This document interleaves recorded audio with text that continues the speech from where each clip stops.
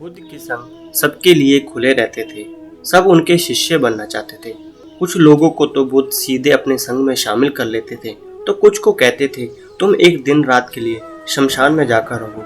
इस प्रकार एक व्यक्ति बुद्ध के पास आया और कहा, मुझे अपना शिष्य बनाए। बुद्ध ने उस व्यक्ति से कहा, तुम मेरे शिष्य बनने के लिए एक दिन पूरा शमशान में बिताना होगा और तुम वहाँ जो कुछ भी सीखोगे मुझे आकर बताना। उसके बाद ही तुम मेरे संग में शामिल हो पाओगे, अर्थात तुम मेरे शिष्य नहीं बन सकते। वह व्यक्ति ये सुनकर घबरा गया। उसने बुद्ध से कहा, दिन में तो ठीक है, लेकिन रात में शमशान में रहना खतरनाक है। बुद्ध ने कहा, कैसा खतरा? व्यक्ति ने कहा, वहाँ भूत प्रेत होंगे, वह मुझे पकड़ लेंगे।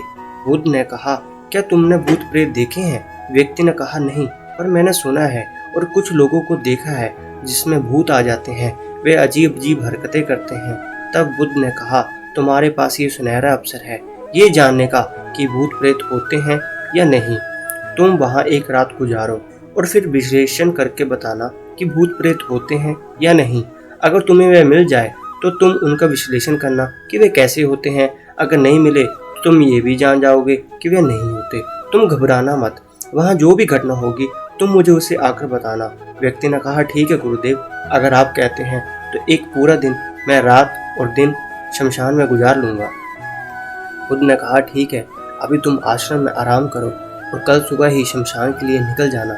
बुद्ध ने अपने 4 शिष्यों को कहा, ये व्यक्ति कल शमशान जाएगा, तुम उसके पीछे जाना और उस पर नजर रखना, उसका ध्यान रखना, और याद रहे उसे ये बात पता न चले कि तुम उनके पीछे गए हो। अगले दिन वह व्यक्ति बुद्ध के पास गया और बोला, जैसा आपने कहा था मैं शमशान के लिए निकल रहा हूँ। बुद्ध ने उस व्यक्ति से कहा, ठीक है, अब तुम जा सकते हो। यह व्यक्ति शमशान गया। अगले दिन वह व्यक्ति बुद्ध के पास आया। बुद्ध उसे देखकर मुस्कुराए और बोले, तुमने एक पूरा दिन वहाँ गुजारा, तुमने क्या देखा और क्या सीखा? व्यक्ति ने कहा, वहाँ सुबह सुबह मैं गया, कुछ देर बाद मैंने देखा कि कुछ लोग एक अर्थी लेकर आ रहे हैं। कुछ लोग सामान्य थे तो कुछ लोग बेहद खुश थे। वह कह रहे थे, उस व्यक्ति ने अच्छे कर्म किए हैं, वह बहुत ही किस्मत वाला है। उस बुजुर्ग के बेटे ने अपने पिता की चिंता को अग्नि दी। वह कुछ देर वहां खड़ा रहा, उसके बाद एक एक करके सब लोग जाने लगे। थोड़ी देर वहां 2 और अर्थी आए, जिसमें एक अर्थी किसी अमीर व्यक्ति की थी तो वह बहुत ही सजी हुई थी, और दूसरी किसी गरीब व्यक्ति की थी जो बेहद ही साधारण थी। उसमें कुछ ही लोग थे। अमीर व्यक्ति की चिता चंदन की लकड़ी पर जलाई गई, जबकि गरीब व्यक्ति की साधारण लकड़ी से। पहले अमीर व्यक्ति की चिता को जलाया गया क्योंकि वह अमीर था, जबकि बाद में गरीब व्यक्ति की। वह कुछ देर और वहां पे खड़ा रहा।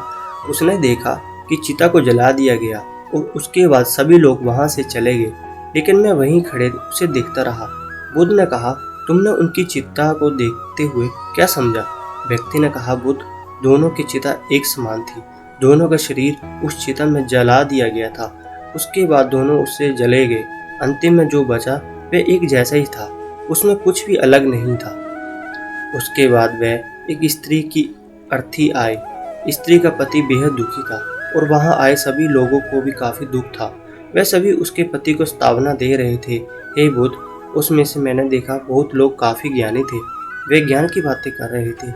वह सब महाज्ञानी कह रहे थे कि ये एक न दिन होता ही है।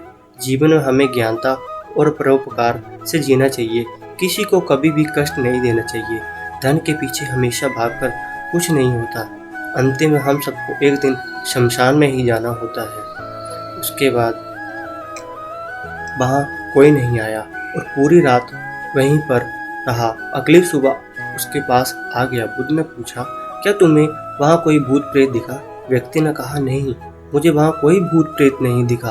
पूरी रात मैं अपने आप से डरता रहा, पत्तों से डरता रहा, जानवरों की आवाज़ों से डरता रहा, लेकिन पूरी रात मुझे कोई भी भूत प्रेत नजर नहीं आया। बुद्ध ने उस व्यक्ति से कहा, ठीक है, अब तुम जाओ और आश्रम में आराम करो, कल फिर एक और दिन रात तुम्हें शमशान में बिताना होगा। वह व्यक्ति ये सुन बोला, आप कैसी बातें कर रहे हैं? आपके कहने पर आज मैं पूरा दिन वहाँ रुका। वह समय मैंने कैसे काटा मैं ही जानता हूँ। अब मैं दोबारा वहाँ नहीं जाऊँगा। बुद्ध ने कहा, देखो, जो खास चीज़ तुम्हें वहाँ जाकर मिलनी है वह तुम्हें अभी तक नहीं मिली। तुम एक दिन और एक रात वहाँ पे अवश्य बिताओ। व्यक्ति कहता है ठीक है, आपके कहने पर एक बार और चला जाता हूँ। ये कहकर वह व्यक्ति आश्रम में जाकर आराम करने लगा। अगले दिन वह व्यक्ति फिर बुद्धा का आशीर्वाद लेकर शमशान के लिए चला गया। वह पूरा दिन और रात बिताकर बुद्धा के पास आया।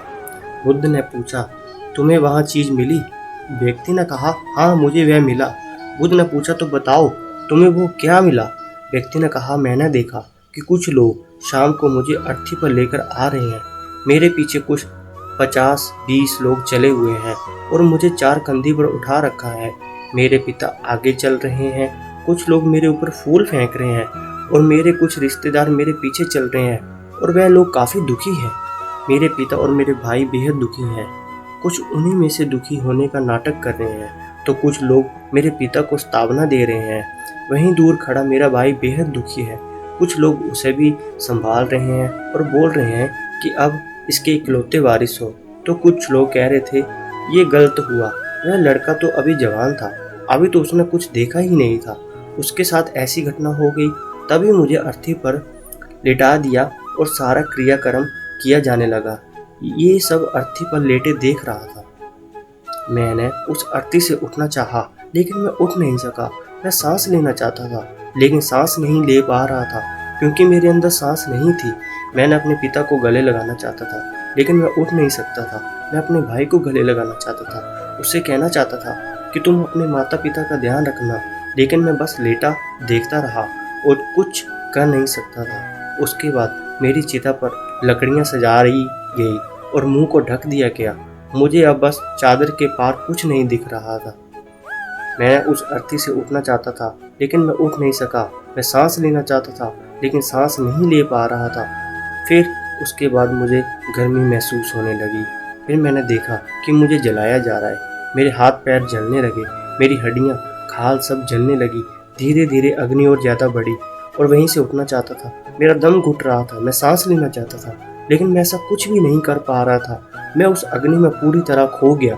मैं पूरी रात खुद को ऐसे ही जलते देख रहा था। मैंने देखा कि अंतिम रूप में मेरे पास केवल मेरी राख ही बची है।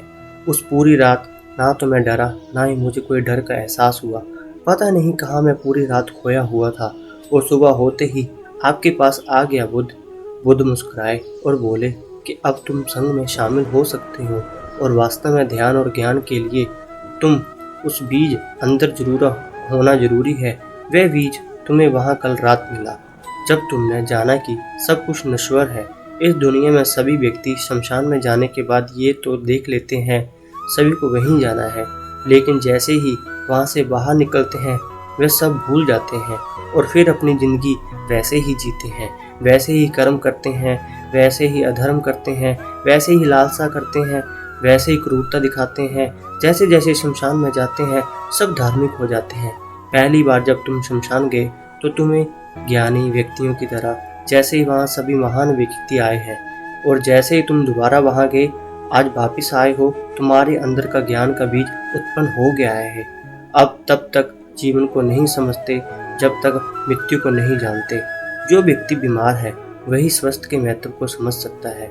जो ध्यान का बीज तुमने कल रात को, अब उसे तुम्हें लक्ष्य बनाना है और ऐसे विशाल लक्ष्य तुम्हारे अंदर उत्पन्न होगा जो सभी को ध्यान की छांव से परिपूर्ण कर देगा।